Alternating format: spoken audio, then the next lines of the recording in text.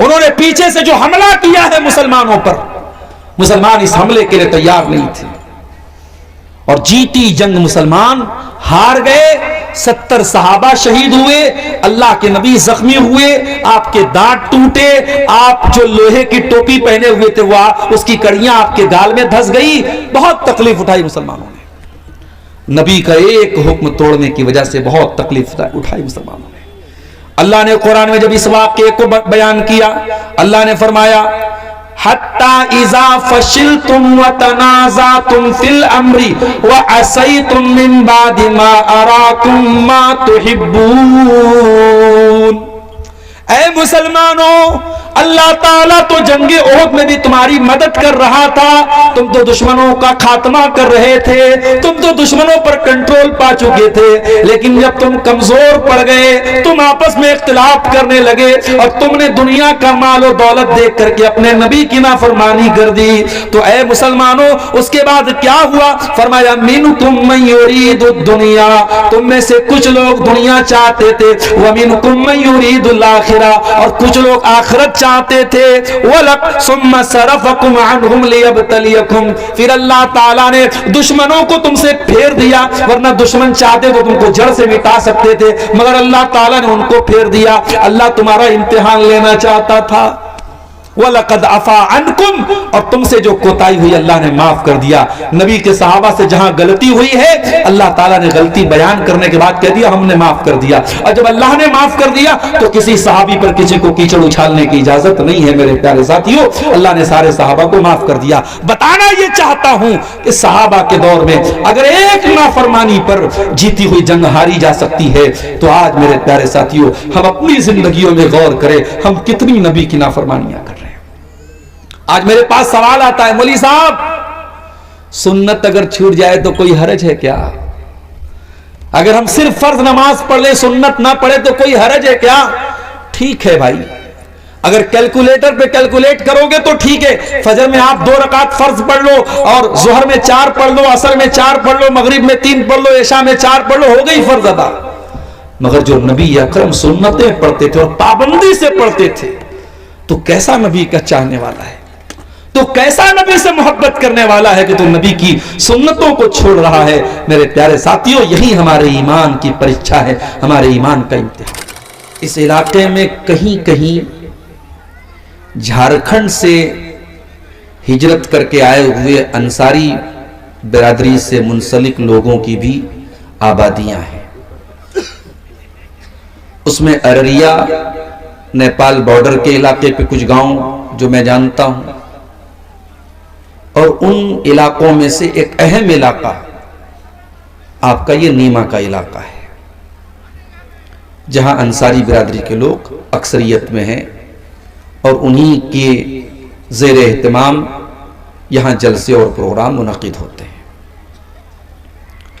आज का ये प्रोग्राम हम सब के इंतहाई मोहतरम आपके इस गांव के एक बहुत ही मुअज़्ज़ज़ आलिम दीन, जिन्होंने एक तवील अरसे तक हिंदुस्तान के मारूफ दीनी इदारे जामिया मोहम्मदिया मंसूरा मालेगांव में एक बेहतरीन उस्ताज की हैसियत से खिदमत अंजाम दी है। लेकिन अगर वो चाहते, मालेगांव का इदारा बड़ा इदारा था और बड़े इदारों से लोग कभी कभी इसलिए जुड़े रहते हैं कि उससे जब नाम जुड़ा रहता है तो इंसान को दुनिया जानती है। लेकिन शेख ने अपने गांव में, अपनी अंसारी बिरादरी के बीच में यह जरूरत महसूस करते हुए कि आज के इस दौर में जब तालीम के बगैर कौमें अपाहिज हो जाती हैं, और जिस कौम के पास तालीम ना हो, जिस कौम के बच्चे पढ़े लिखे ना हो, वहां बच्चे नहीं लेबर पैदा होते हैं। बाप भी लेबर, बेटा भी लेबर, और फिर बेटे का बेटा भी लेबर, नस्ल दर नस्ल वहां लेबर और मजदूर पैदा होते हैं, जहां तालीम ना हो, जहां पढ़ाई लिखाई ना हो। कौम के दर्द को महसूस करते हुए हम सब के इंतहाई मोहतरम शेख मंजूर साकिब तैमी हफिज़हुल्लाह ने अपने गांव में एक स्कूल कायम किया और स्कूल का जो सिलेबस रखा, जो निसाब तालीम रखा, वो बिल्कुल मदरसे और स्कूल को मिला करके, जहां इंग्लिश की, हिसाब की, हिंदी की भी तालीम हो, बिहार बोर्ड से उसको उसका एफिलिएशन भी कराया, उसको बिहार बोर्ड के साथ उसको जोड़ा भी ताकि यहां से बच्चे पढ़े तो उनकी डिग्री काम में आए, और साथ में दीनियात को भी रखा ताकि बच्चा जब स्कूल से पढ़ के निकले या बच्ची पढ़ के निकले तो उसके पास दीन की बुनियादी बातें भी हो, उसके पास कुरान और हदीस की बुनियादी मालूमात भी हो। और साथ में हमारे शेख ने हिफ्ज़े कुरान के लिए, तहफीज़े कुरान के लिए एक इदारा साथ ही में चलाया, कायम किया, जिसका नाम महद उबई बिन काब रखा गया। अल्लाह के रसूल के सहाबा में उबई बिन काब रजी अल्लाह तआला अन्हु का बहुत ऊंचा मकाम है, कभी मौका मिला तो उनकी सीरत पर हम बात करेंगे। उनके नाम से मंसूब करके तहफीजुल कुरान का भी इदारा कायम किया, और आज आपने देखा कि इस इदारे से इस साल एक बच्चे ने हिफ्ज़ कुरान मुकम्मल किया और इदारे की तरफ से उस बच्चे के सर पे दस्तार रखी गई, उसे इनाम से नवाजा गया, उसकी इज्जत अफजाई की गई। मेरे प्यारे साथियों, आप जरा गौर कीजिए, जिस तरीके से आप सबको रोजी रोटी के मसाइल हैं, और आज रोजी रोटी का मसला ही इंसान को देश से परदेश जाने पर मजबूर करता है। लेकिन ऐसे दौर में जब लोग रोजी रोटी के लिए परदेश जाते हो और गांव में रहना ना चाहते हो, एक इंसान अगर इस चिंता में और इस फिक्र में कि कौम के बच्चे तालीम में आगे निकले, कौम की नई नस्ल तालीम में आगे निकले, अगर इस सोच के साथ इस दूर उफ्तादा गांव में, अब तो माशाअल्लाह हाईवे बन गया, वरना यहां मैं ऐसे दौर में भी नीमा में आया हूं जब बड़ी परेशानी से झारखंड में प्रोग्राम होता था और स्टीमर पे बैठ के कैसे कैसे आता था, रास्ता इंतहाई खराब था, यानी आते आते आदमी आधा बीमार हो जाता था। और आज भी जब मैं आया तो तबीयत मेरी बहुत अच्छी नहीं थी, सर्दी का मौसम है, सुबह मैं बंगाल में था, वहां स्टेशन जाने में मुझे सर्दी का असर हो गया। शेख ने हुक्म दिया कि यहाँ बच्चे के सर पे दस्तार रखी जाएगी, मैं यहाँ आकर के 1 घंटा बैठ गया स्टेज पर। वो तबीयत के लिहाज से देखा जाए तो मुनासिब नहीं था, लेकिन चूंकि जलसे के भी कुछ तकाजे होते हैं और पब्लिक में कहीं ये तासुर न चला जाए कि पता नहीं शेख कब आएंगे, मैं आकर के आपके सामने बैठ गया।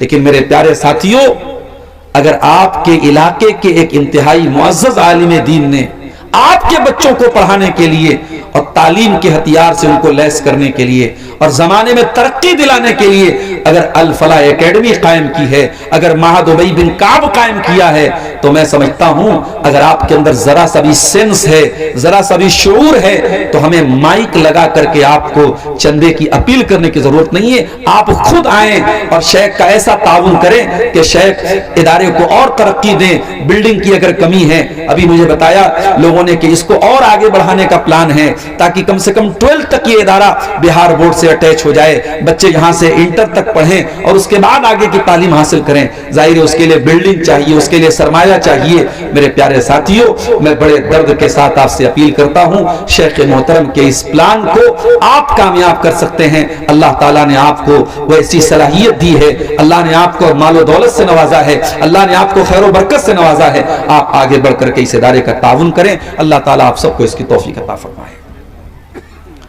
मेरे भाइयों, मौजू क्या रखा जाए आपके सामने? शेख अब्दुल्ला अल काफी अल मदनी हफिज़हुल्लाह तालीम की अहमियत पर बोल चुके हैं। मुझसे पहले शीश मोहम्मद खातिर साहब थोड़ी बहुत बातें उन्होंने इंफाक फी सबीलिल्लाह के ताल्लुक से आपके सामने रखी, मगर मैं जिस मौजू पर कुछ बातें रखना चाहता हूं वो अल्लामा इकबाल के एक शेर की शक्ल में मैं आपके सामने पेश कर देता हूं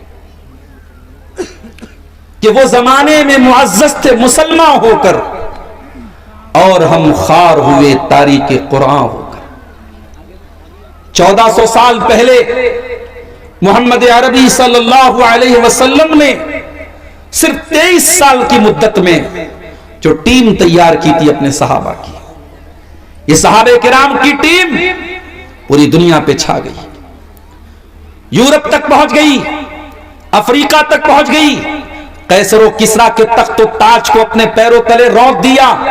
दुनिया की ताकतों से आंख मिलाया, दुनिया को यह पैगाम दिया, हमारे पास तौहीद की ताकत है, हमारे पास इस्लाम की ताकत है। हम इकलौती कौम है जो ला इलाहा इल्लल्लाह के मानने वाले हैं। और उन्हीं के बारे में अल्लामा इकबाल ने कहा था, टल न सकते थे अगर जंग में अड़ जाते थे, पांव शेरों के भी मैदान से उखड़ जाते थे। वो अल्लाह के शेर थे, वो नबी के सिपाही थे, वो असहाबे रसूल थे। उनके बीच में और हमारे बीच में इतना अंतर क्यों है मेरे प्यारे साथियों? इतना डिफरेंस क्यों है? वो आसमान की बुलंदी पर थे और हम जमीन की पस्तियों में क्यों पहुंच गए? उनकी इज्जत का कोई इंतहा नहीं और हमारी जिल्लत की कोई इंतहा नहीं। क्यों? ये इज्जत से हम जिल्लत में क्यों तब्दील हुए? ये बुलंदी से पस्ती में हम क्यों आए? ये उरूज से सवाल में हम क्यों आए? क्या वजह पड़ी? कहां कमी थी? कहां पानी मर रहा था? कहां हमसे कोताही हुई? कहां हमसे कमी हुई? आज की तकरीर का टॉपिक यही है, असबाबे जवाल उम्मत। ये उम्मत क्यों जवाल की तरफ क्यों आमादा हुई? ये उम्मत क्यों डाउन हो गई? ये उम्मत क्यों गिर गई? ये उम्मत क्यों पस्त हो गई? मेरे प्यारे साथियों, जब तक इंसान को किसी चीज की वैल्यू ना मालूम, इंसान उसकी कदर नहीं करता। हम और आप जिस उम्मत से ताल्लुक रखते हैं, हम कोई मामूली उम्मत से ताल्लुक नहीं रखते, हम खैर उम्मत से ताल्लुक रखते हैं। कुंतुम खैरा उम्मतिन उखरिजत लिन्नास तामुरूना बिल मारूफ व तनहौना अनिल मुनकर व तुमिनूना बिल्लाह। ऐ मुसलमानों, तुम दुनिया की सबसे बेहतरीन उम्मत हो। तुम्हें इंसानियत के लिए, मानवता के लिए निकाला गया है। तुम नेकियों का हुक्म देते हो, तुम बुराइयों से रोकते हो और तुम अल्लाह ताला के ऊपर ईमान रखते हो। You are the best community of the world, you are the best community in the humanity. तुम दुनिया की सबसे बेहतरीन कम्युनिटी हो, सबसे बेहतरीन समाज हो। तुम्हें इंसानियत को कुछ देने के लिए बनाया गया है। मेरे प्यारे साथियों, आज हमें हुकूमतों से भीख मांगनी पड़ रही है। आज हम हुकूमतों के सामने जाकर के जलील हो रहे कि साहब हमें ये दे दीजिए, वो दे दीजिए। वजह क्या है? अरे अपने आप को रिक्वायरमेंट बनाओ, रिक्वायर्ड मत बनाओ। अपने आप को ऐसा बनाओ कि दुनिया आकर के तुमसे पूछे कि भाई आप हमारे लिए बहुत कीमती हैं, आप हमारे लिए बहुत कीमती हैं, आप हमारी जरूरत है। अगर दुनिया की जरूरत नहीं बनोगे तो दुनिया के जरूरतमंद बन जाओगे मेरे साथी। आप उम्मत मुस्लिमा से आपका ताल्लुक है, जिसके बारे में कुरान कह रहा है कि ये उम्मत इंसानियत को, मानवता को कुछ देने के लिए आई है। आज इस्लाम के खिलाफ जितना भी प्रोपेगेंडा कर लिया जाए, मगर लॉजिक की बात आ जाए, मंतिक की बात आ जाए, अकल की बात, कोई भी तराजू पर तौल लिया जाए, इस्लामी शरीयत से बेहतरीन कोई शरीयत नहीं है। अभी प्रेस में, मीडिया में एक गैर मुस्लिम का बयान मैंने सुना। उसने कहा हमें यह मानना पड़ेगा, वो गैर मुस्लिम था, मुसलमान नहीं था, इसी भारत के रहने वाला था। उसने कहा हमें यह मानना पड़ेगा कि शादी ब्याह का जो सिस्टम इस्लाम ने दिया है वो दुनिया के किसी और धर्म में नहीं है।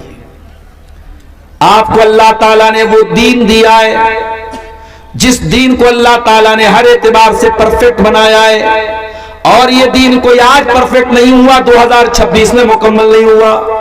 ये जनाब मोहम्मद रसूलुल्लाह सल्लल्लाहु अलैहि वसल्लम के दौर में मुकम्मल हो चुका था।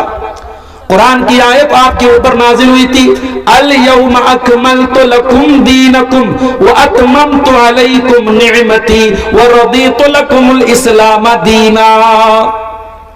ऐ नबी, हमने आपको जो दीन अता फरमाया है उस दीन को हमने परफेक्ट कर दिया, मुकम्मल कर दिया, कंप्लीट कर दिया, और अपनी नेमतों को आपके ऊपर तमाम कर दिया, और इस्लाम को ऐ मुसलमानों तुम्हारे लिए हमने पसंद कर लिया।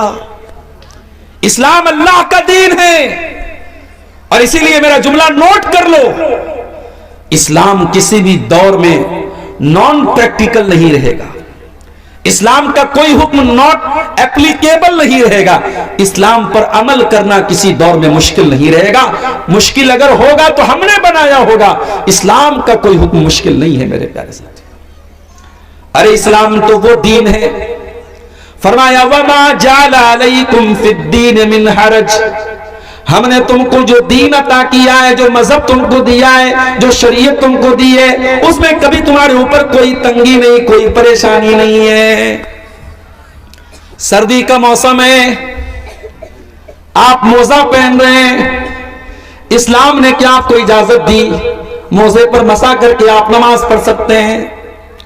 बहुत ज्यादा सर्दी का मौसम है, घर के बाहर निकलना मुश्किल है, आप मगरिब और इशा की नमाज को एक साथ पढ़ सकते हैं। आप जुहर और असर की नमाज को एक साथ भी पढ़ सकते हैं। आप सफर की हालत में 4 रकात वाली नमाज को 2 रकात करके पढ़ सकते हैं। पानी इस्तेमाल करने की ताकत नहीं है, बीमार है आप, या पानी अवेलेबल नहीं है, पानी नहीं मिल रहा है, इस्लाम आपको तयम्मुम करने की इजाजत दे रहा है। वमा जाला अलैकुम फिद्दीन मिन हरज, ओ लोगों हमने तुमको जो दीन अता किया है वो दीन बहुत आसान है। उस दीन के अंदर कोई मुश्किल नहीं है, कोई परेशानी नहीं है, कोई डिफिकल्टी नहीं है। मेरे नौजवानों, तुम कहते हो दाढ़ी रखना आज के दौर में मुश्किल है, मैं आओ तुमको दिखाऊं जवाहरलाल नेहरू यूनिवर्सिटी, दिल्ली की वो यूनिवर्सिटी, यहां बड़ी बेहयाई होती है, मगर उस यूनिवर्सिटी के उस माहौल में भी बहुत सारे आपको नौजवान मुसलमान ऐसे मिलेंगे जो दाढ़ी के साथ, जिनके चेहरों से नूर बरसता है, जिनके चेहरों से लगता है कि हाँ ये अल्लाह वाले लोग हैं। कितने डॉक्टर मैं आपको दिखा सकता हूं कि देख करके आपको लगेगा कोई मौलाना साहब है, चेहरे पर मुकम्मल दाढ़ी है, मरीज को देख रहे तो दुआएं पढ़ रहे हैं, ऑपरेशन के पहले 2 रकात नमाज पढ़ रहे हैं। एक ईमान वाला जो होता है, एक अल्लाह से का डर, तकवा जिसके दिल में होता है, एक अल्लाह का डर जिसके दिल में होता है, वो हर हालात में, हर सिचुएशन में, हर परिस्थिति में अपने ईमान की हिफाजत करता है। मेरे प्यारे साथ, अल्लाह कुरान में कह रहा है हुवज्तबाकुम, ऐ मुसलमानों तुम अल्लाह ताला की चुनी हुई कौम हो। इज्तबाकुम, अल्लाह ताला ने तुमको चुन लिया है। वसम्माकुमुल मुस्लिमीन, और अल्लाह ताला ने तुम्हारा नाम मुसलमान रखा है। अब यहां एक गलतफहमी दूर कर दूं, कुछ लोगों को यह गलतफहमी डॉक्टर जाकिर नायक के आने के बाद से पैदा हुई है। मौलाना साहब हमारा नाम मुसलमान है तो हम अपने आप को अहले हदीस क्यों कहें? ठीक है भाई, कोई आपसे आपका रिलीजियन पूछे तो आप यही बताओ कि हम मुसलमान हैं। कोई आपसे पूछे कौन से धर्म को मानते हो, कौन से मजहब को मानते हो, आइए मुस्लिम, मैं मुसलमान हूं, नो डाउट। लेकिन अगर आपसे पूछे कि कौन से मुसलमान, तो आपको बताना पड़ेगा कि मैं कुरान और हदीस पे चलने वाला हूं, मैं सलफी हूं, मैं कुरान और हदीस पर को मानने वाला हूं, मैं शरीयत के ऑथेंटिक सोर्सेस को मानने वाला हूं। जब तक मार्केट में नकली घी नहीं मिलता था, आप दुकान पर जाते थे, भाई साहब 1 किलो घी दे दीजिए, दुकानदार आपको घी दे देता था। जब मार्केट में नकली घी आने लगा तो आपको बताना पड़ा, भाई साहब हमें 1 किलो देसी घी दे दीजिए। आपको देसी का लफ्ज बढ़ाना पड़ा। जब ये इख्तिलाफ नहीं था, ये फिरके नहीं थे, ये जमातें नहीं थी, सहाबा ने अपने आप को कुछ नहीं कहा। लेकिन जब खवारिज पैदा हो गए, जब मुअतज़िला पैदा हो गए, जब शिया पैदा हो गए, तो सहाबा ने कहा सुनो, हमारा नाम अहलुस सुन्ना वल जमा है, हमारा नाम अहलुल हदीस है, हमारा नाम अल असरी है, हमारा नाम अस-सलफी है, हम कुरान और सुन्नत पर चलने वाले हैं, हम नबी की सुन्नत पर चलने वाले हैं। तो अल्लाह ने आपका नाम मुसलमान रखा है, लेकिन आपके सिफाती नाम आपकी क्वालिटी के हिसाब से अलग अलग हो सकते हैं। मिसाल के तौर पे आप मुसलमान हैं, लेकिन किसी ने पूछा भाई बिरादरी क्या, आपने कहा मैं अंसारी हूं, किसी ने कहा मैं शेरशाहबादी हूं, किसी ने पूछा आप कौन से इलाके से ताल्लुक रखते हैं, आपने कहा मैं बिहार का रहने वाला हूं, मैं बोलता मैं बनारस का, यूपी का रहने वाला हूं। तो ये जो सिफात होती है, जो एट्रीब्यूट्स होते हैं, जो विशेषताएं होती हैं, ये हो सकती हैं, सिफाती नाम रखने में कोई हरज की बात नहीं। तो हम मुसलमान हैं मेरे प्यारे साथी, हमें अल्लाह ताला ने बहुत ऊंचा मकाम दिया, लेकिन आज हम कहां पहुंच गए मेरे प्यारे साथी।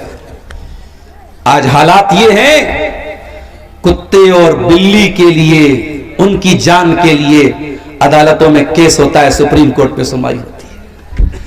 मुसलमान की मॉब लिंचिंग हो जाती है, कोई पूछने वाला नहीं है। ट्रेन पे कोई सिपाही गोली मार के मुसलमान को खत्म कर देता है और दुनिया ये कह के नजरअंदाज कर देती है वो मानसिक रूप से विक्षिप्त है, मानसिक रूप से सही नहीं।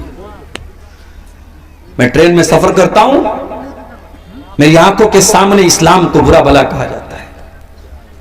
कान बंद करके गूंगा, बहरा और अंधा बन करके आज वो दौर आ गया है मेरे प्यारे साथियों कि आपको नजरअंदाज करना पड़ता है। ये हालात क्यों आए मेरे साथियों, ये बहुत बड़ा सवाल है।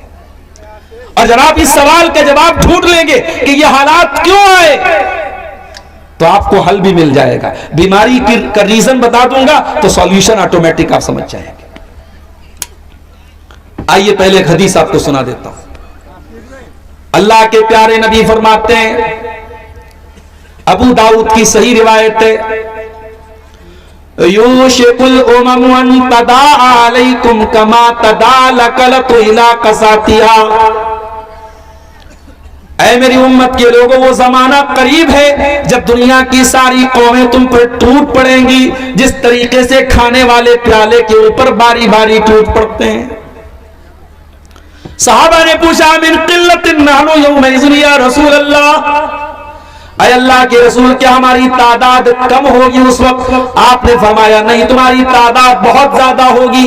वलाकिन्नकुम गुसाउन का गुसाइस सैल, क्वांटिटी तो होगी, क्वालिटी नहीं होगी। तादाद तो बहुत ज्यादा होगी, तुम्हारी तादाद कम नहीं, करोड़ों में तुम्हारी तादाद होगी, लेकिन तुम सैलाब के ऊपर, पानी के ऊपर जो झाग होता है, तुम झाग की तरह बन जाओगे। अल्लाह ताला तुम्हारे दुश्मनों के दिलों से तुम्हारी हैबत को निकाल देगा, तुम्हारा वो दबदबा निकाल देगा, और अल्लाह ताला तुम्हारे दिलों में कमजोरी डाल देगा। सहाबा ने पूछा, अल्लाह के रसूल कौन सी कमजोरी डाल देगा? आपने फरमाया, हुब्बुद दुनिया व कराहियतुल मौत, तुम्हें दुनिया से बहुत ज्यादा लगाव और प्यार हो जाएगा। तुम दुनिया पर जान छिड़कने लगोगे, दुनिया से प्यार करने लगोगे। वह कराहियतुल मौत, और मौत से तुमको नफरत हो जाएगी। मौत तुम्हें नागवार लगेगी, मौत को तुम फेस करना नहीं चाहोगे। तुम लंबी उम्र, लंबी जिंदगी हासिल करना चाहोगे, तुम्हें मौत से डर लगने लगेगा। काफिर है तो शमशीर पे करता है भरोसा, मोमिन है तो बेतैग ही लड़ता है सिपाही। इकबाल ने कहा था, कौन सा मोमिन, आज के दौर का मोमिन जो किसी मामूली सी धमकी से डर जाए? मेरे प्यारे साथियों, अल्लाह के नबी फरमा रहे, हुब्बुद दुनिया व कराहियतुल मौत, तुम दुनिया की मोहब्बत में और मौत की नफरत में तुम पिस जाओगे, उसी रंग में तुम रंग जाओगे। एक और हदीस सुनिए, अल्लाह के प्यारे नबी फरमाते, इज़ा तबायातुम बिल ईनती व अखज़तुम अज़नाबल बकरी व रदीतुम बिज़्ज़रई व तरकतुमुल जिहादा। चार चीजों का नाम अल्लाह के नबी ने लिया। इज़ा तबायातुम बिल ईनती, जब तुम कारोबार में चोरी करने लगोगे, फ्रॉड करने लगोगे, 420 करने लगोगे, 2 नंबर के काम करने लगोगे। आजकल हालात ये हैं, किसी मुसलमान से अकाउंट में पैसा लेना मुश्किल हो गया है। अकाउंट में पैसा आप ले रहे, क्या पता कि वो कौन सा पैसा आ रहा है। अगर उसका पैसा गलत है, आपका अकाउंट फ्रीज हो जाएगा, अकाउंट में पैसा, सारा पैसा जो आपका फंस जाएगा, ब्लॉक हो जाएगा। कई केस हो चुके हैं मेरी मालूमात में। आज मुसलमान के ऊपर भरोसा करने को तैयार नहीं है। साइबर क्राइम में, एटीएम चोरी में मुसलमान का नाम भी आता है। सूदी कारोबार में न मुसलमान पीछे न गैर मुस्लिम पीछे है। अपने भाई की जमीन और जायदाद हड़पने में मुसलमान किसी से पीछे नहीं है। इज़ा तबायातुम बिल ईनती, जब तुम कारोबार में फ्रॉड करने लगोगे, व अखज़तुम अज़नाबल बकरी, और तुम गाय की दुम पकड़ करके बैठ जाओगे। क्या मतलब? यानी गाय, बैल, बकरी, मवेशी, दुनिया का माल, बस यही जमा करना तुम्हारा मकसद हो जाएगा। वरदीतुम बिज़्ज़रई, और जब तुम खेती बाड़ी पर मगन हो जाओगे, मेरे पास इतनी मकई का खेत है, मेरे पास इतना धान पैदा हो रहा है, मेरे पास इतना मखाना पैदा हो रहा है, मैं करोड़ों कमा रहा हूं, बस तुम अपनी खेती पर मगन हो जाओगे। वतरक्तुमुल जिहाद, और तुम जिहाद छोड़ दोगे। आज लफ्ज़ जिहाद को गाली बना दिया गया। मीडिया ने इतना प्रोपेगेंडा किया लफ्ज़ जिहाद का कि जिहाद का लफ्ज़ गाली बन गया। आज आप सोशल मीडिया पर, आप फेसबुक वगैरह पर देखिए, मुसलमानों का नाम नहीं लेते हैं ये इस्लाम से नफरत करने वाले, डायरेक्ट बोलते जिहादी जिहादी जिहादी। अभी बरेली का वाकया आपने सुना, एक कैफे में एक गैर मुस्लिम लड़की अपने मुसलमान दोस्तों के साथ बर्थडे मना रही थी। अब उन मुसलमान दोस्तों को भी क्या कहा जाए, वो बेचारे स्कूल और कॉलेज में जो पढ़ते हैं तो सोचते हैं कि हम तो मादर पेदर आजाद हो गए, मां बाप ने पढ़ने के लिए भेजा, वहां वो पार्टी मना रहा है, हमें गैरों से क्या शिकवा है। आज हमारे बच्चे, हमारी बच्चियां तालीम के नाम पे क्या कर रहे हैं कॉलेजों में, आप जाके देखिए, जरा डॉक्टरों से के पास जाके पता लगाइए। मुसलमान जवान लड़कियां जाकर के डॉक्टरों के पास एबॉर्शन करवा रही हैं, उनके पेट में पलने वाले नाजायज बच्चों को खत्म करवा रही हैं। ये हमारी तालीमी इदारों का और हमारे बड़े बड़े कॉलेजों और यूनिवर्सिटियों का यह हाल है। अल्लाह माफ करे मेरे प्यारे साथियों। वज़ा में तुम हो नसारा तो तमद्दुन में हुनूद, ये मुसलमान है जिन्हें देख के शर्माए यहूद। गैर मुस्लिम लड़की थी, उस लड़की के मुसलमान लड़कों से दोस्ती थी, बर्थडे की पार्टी कर रहे थे। इस्लाम में कोई बर्थडे की पार्टी नहीं। मन तशब्बह बिकौमिन फहुवा मिनहुम, जो किसी कौम की नकल करेगा उन्हीं में से रहेगा। बच्चे से बहुत प्यार है, पैदा हो जाए 7वें दिन अकीका करा दो। 7वें दिन अकीका नहीं करवाएंगे, मौलवी साहब क्या बताएं, मेरी बहन बहुत दूर रहती है, बहनों ही बहुत दूर रहते हैं। अरे अल्लाह के बंदे, तू अकीका 7वें दिन कर दे, दावत बाद में दे देना। दावत देने के लिए पूरी जिंदगी पड़ी है, अकीका पे दावत देना लाजिम थोड़ी है, जरूरी थोड़ी है। असल चीज है कि जानवर ज़बा होना चाहिए। अकीका नहीं करेंगे साहब, बर्थडे खूब मनाएंगे। होटलों में चले जाओ, मुसलमान अपने बच्चे को लेके आता है और केक लगी है और केक के ऊपर मोमबत्ती लगी है और हैप्पी बर्थडे टू यू हो रहा है। करने वाला भी मुसलमान, बच्चा भी मुसलमान, माँ बाप भी मुसलमान। हम ये कहते हैं मेरे भाई, अपने बच्चों को तुम रोज केक खिलाओ, हमें केक पर एतराज नहीं है। अपने बच्चों को रोज प्यार करो, प्यार पर एतराज नहीं है। एतराज है ये बर्थडे मनाने का जो चलन है, ये जो कल्चर है, ये इस्लाम का कल्चर नहीं है। मेरे नबी से ज्यादा कोई बच्चों से प्यार करता था? मेरे नबी तो बच्चों से इतना प्यार करते थे, अल्लाह अकबर। हजरत अनस बिन मालिक का छोटा भाई जिसका नाम अबू उमैर था, जब अल्लाह के नबी हजरत अनस के घर में आते थे, उम्मे सुलैम के घर में आते थे, वो छोटा सा बच्चा था, अल्लाह के नबी उसे लाड करते थे, प्यार करते थे। उस छोटे से बच्चे के पास एक चिड़िया थी, बच्चा चिड़िया से खेला करता था। एक दिन अल्लाह के नबी हजरत अनस के घर आए, देखा बच्चा बड़ा उदास बना हुआ है। आपने पूछा, अरे उम्मे सुलैम तुम्हारा बच्चा आज उदास क्यों है? इसके चेहरे पर खुशी क्यों नहीं है? इसके चेहरे पर वो रौनक क्यों नहीं है? कहा अल्लाह के नबी, जो चिड़िया इसने पाली थी वो चिड़िया मर गई, उसका इंतकाल हो गया। चिड़िया के मरने पर यह बच्चा गमगीन है। हम और आप होते, बच्चे का मामला था, चिड़िया का मामला था, नजरअंदाज कर देते। हो लोगों, हमें नबी भी कितना प्यारा मिला है। वो बच्चों के साथ अल्लाह के नबी उनके हिसाब से उनको खिलाया करते थे। आपने उस बच्चे से फरमाया, या अबा उमैर मा फ़अल नुग़ैर, ऐ बच्चे, ऐ अबू उमैर, तेरी चिड़िया कहां चली गई बेटा? ऐ बच्चे, तेरी चिड़िया कहां चली गई? ये कह करके अल्लाह के नबी ने उस मासूम बच्चे के कलेजे को सुकून पहुंचाने की कोशिश की। अगर ये बर्थडे मनाना कोई अच्छी चीज होती, मेरे नबी ने अपनी बेटियों का भी बर्थडे मनाया होता।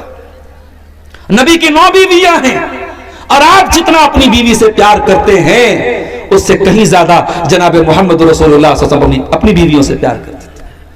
आपने तो कभी एनिवर्सरी नहीं मनाई, आपने तो कभी अपनी बीवियों को जो है शादी की सालगिरह पर उनको कोई गिफ्ट नहीं दिया। भाई रोज गिफ्ट दो, रोज गिफ्ट दो, हर महीने गिफ्ट दो, कोई मसला नहीं है। एनिवर्सरी मनाना, और ये काम वो करे जो बेचारा सीने पर हाथ मारता है। पूछो क्यों बात हो? भाई नबी की सुन्नत है। इमाम कहता है गैरिल मग़दूबि अलैहिम वलद्दाल्लीन, ये पीछे से कहता आमीन। तूने क्यों जोर से आमीन कहा? कहता है नबी जोर से आमीन कहते थे।